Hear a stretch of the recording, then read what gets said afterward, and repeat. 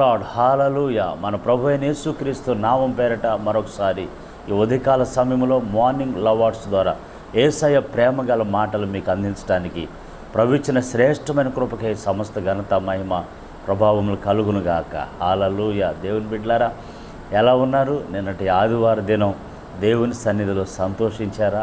ఆనందించారా? సాక్షులుగా నిలబడ్డారా? ఆయన మాటలతో ఇంటికి తిరిగి వచ్చారా? ఈ వారం అంతా ప్రభు కృపలో ఆనందించండి, సంతోషించండి. మన యూట్యూబ్లో మరి ఒక 20 నిమిషాలు వీడియో నిన్న ఆదివారం నేను పెట్టడం జరిగింది. దాన్ని మీరు వినండి. ఈ నెలలో కొన్ని ఆత్మీయ విషయాలు మీరు అనుభవిస్తారు, విజయాలు పొందుతారు. ప్రభుకి స్తోత్రం. ఈరోజు దేవుడు మనతో మాట్లాడే మాట 2వ దినవృత్తాంతంలో నుంచి 33వ అధ్యాయము 12వ వచనాన్ని మీతో పంచుకోవాలని ఇష్టపడుతున్నాను. అతడు శ్రమలో ఉన్నప్పుడు తన దేవుడైన యెహోవాను బతిమాలుకొని తన పితరుల దేవుని సన్నిధిని తన్ను తాను బహుగా తగ్గించుకొనెను. అతడు శ్రమలో ఉన్నప్పుడు తన దేవుడైన యెహోవాను బతిమాలుకొని దేవుని సన్నిధిలో తన్ను తాను తగ్గించుకొని దేవుని దగ్గర మొరపెడుతూ ఉండటం అనేది మనం చూస్తున్నాం. ఇతడు హిజ్కియా రాజు అయినటువంటి కుమారుడు మనష్షే. ఈ మనష్షే వాళ్ళ నాన్నగారు చక్కగా దేవుని సన్నిధిలో యథార్థంగా ప్రవర్తించి బహుగా దీవించబడినటువంటి మంచి ఘనత నొందిన, మంచి ఐశ్వర్యవంతుడైన, మంచి పేరు పొందిన రాజు వాళ్ళ నాన్నగారు. ఈ కుమారుడు మనష్షే వాళ్ళ నాన్నకి అంత వ్యతిరేకంగా, అనగా దేవునికి వ్యతిరేకంగా అంత చెడుగా చేసి, దేవునికి వ్యతిరేకంగా ప్రజలందరి మనసులు పాడు చేసి గలిబిలి చేసినటువంటి పరిస్థితి అన్నమాట. ఇట్లా దేవునికి వ్యతిరేకంగా తప్పులు చేసి, దేవునికి వ్యతిరేకంగా పాపం చేసి, దేవునికి కోపం తెప్పించినటువంటి వ్యక్తి ఈ మనష్షే అనేటటువంటి రాజు. ఈ వ్యక్తి శత్రువులు వచ్చినప్పుడు వాళ్ళు వచ్చి ఇతన్ని పట్టుకొని ఇతన్ని తీసుకొని వెళ్ళి చెరసాలలో బంధించారు. రాజుని చెరసాలలో బంధించారు. అప్పుడు ఇతను ఏం చేశాడంటే తన దేవుడైన యెహోవాను బతిమాలుకున్నట్లుగా మనం చూస్తూ ఉన్నాం. దేవుణ్ణి బతిమాలుకున్నాడు, తన్ను తాను తగ్గించుకున్నాడు. దేవుడు అతడు శ్రమలో ఉన్నప్పుడు యెహోవాకు మొరపెట్టగా, బతిమాలుకొనగా, శ్రమలో ప్రార్థన చేశాడు, బతిమాలుకున్నాడు, తగ్గించుకున్నాడు, తన మనస్సును దేవుని వైపు తిప్పుకున్నాడు. వెంటనే దేవుడు అతని మొరను విన్నాడు. కనికరం కలిగిన దేవుడు కదా, కృపగల దేవుడు కదా, మన పితరులకి వాగ్దానం చేశాడు కదా, దావీదుకి వాగ్దానం చేశాడు కదా, నీ పిల్లలు ఒకవేళ తప్పు చేస్తే వాళ్ళని దండిస్తాను, శిక్షిస్తాను, కానీ నా కృప నిన్ను విడిచిపోదు, తరతరాల వరకు శాశ్వతమైన కృప నీ సంతతి మీద చూపిస్తానని ప్రభు చెప్పాడు కదా. అందుకే దేవునికి ఆ మాటలు గుర్తు వస్తాయో ఏమో.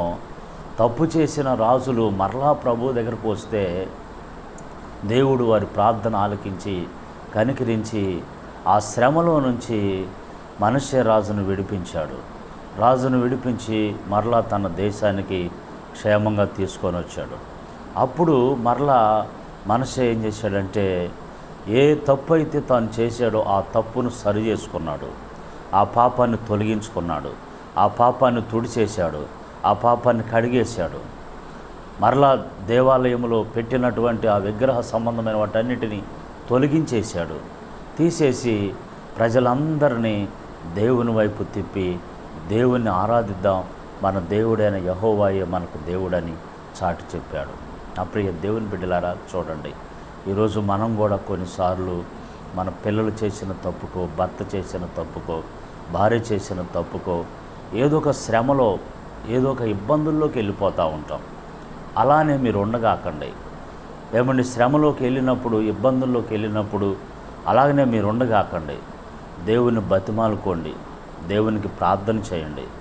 దేవుడు కృప చూపుతాడు, కనికరిస్తాడు. మిమ్మలను ఆ శ్రమ నుంచి విడుదల కలగజేసి మరలా పోగొట్టుకున్న సమస్తాన్ని తిరిగి మరలా మీకు ఇస్తాడు. దేవుడు మీకు మేలు చేసినప్పుడు మనష్షే రాజు వలె ఆ పాతది ఇక పూర్తిగా తుడిచేసుకోండి, కడిగేసుకోండి. బైబిల్లో రాయబడిద్ది, మరి ఎక్కువ కీడు కలగకుండానట్లు ఇక ఎన్నడూ పాపం చేయగాక అంటాడు దేవుడు. కీడు ఇక కలగకుండా ఇక ఎప్పుడు పాపం చేయగాకు. దేవుని సన్నిధిని, దేవుని కృపను అనుభవించు. నా ప్రియ దేవుని బిడ్డ, మీ ఇంట్లో మీ పిల్లలు ఎలా ఉండారు? మీ భర్త ఆత్మీయ స్థితి ఎలా ఉంది? భార్యగా ఇంట్లో కుటుంబ ప్రార్థన చేసే స్త్రీగా నీ ఆత్మీయ స్థితి ఎలా ఉన్నది? ఒకసారి ఆలోచన చేయండి. ఎవరి ద్వారా అయినా చేసిన తప్పులను బట్టి, చేసిన పొరపాటులను బట్టి, దేవునికి వ్యతిరేకంగా నడుస్తున్న క్రమాన్ని బట్టి, నిన్ను బట్టి శ్రమలు వస్తున్నాయా? నిన్ను బట్టి ఇబ్బందులు కలుగుతున్నాయా? నిన్ను బట్టి బాధలు కలుగుతున్నాయా? ఒకసారి ఆలోచన చెయ్యి. అయితే ఈరోజు నువ్వు నేర్చుకోవాల్సింది ఏంటంటే, దేవుణ్ణి బతిమాలుకో. అలానే ఉండగాకు, ఆ కీడులోనే ఉండగాకు, ఆ శ్రమలోనే ఉండగాకు, ఆ తప్పులోనే, ఆ పాపంలోనే, ఆ శాపంలోనే ఉండగాకు.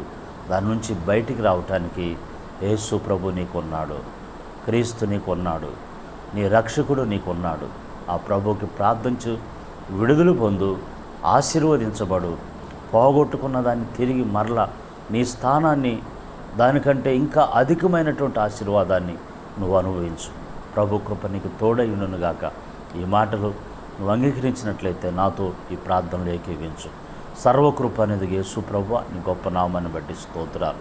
మీ కృప బాహులను బట్టి యేసయ్యా, తండ్రి శ్రమలో ఉన్నప్పుడు నేను బతిమలాని నా రాజు నాయన, మీరు విడుదల ఇచ్చారు.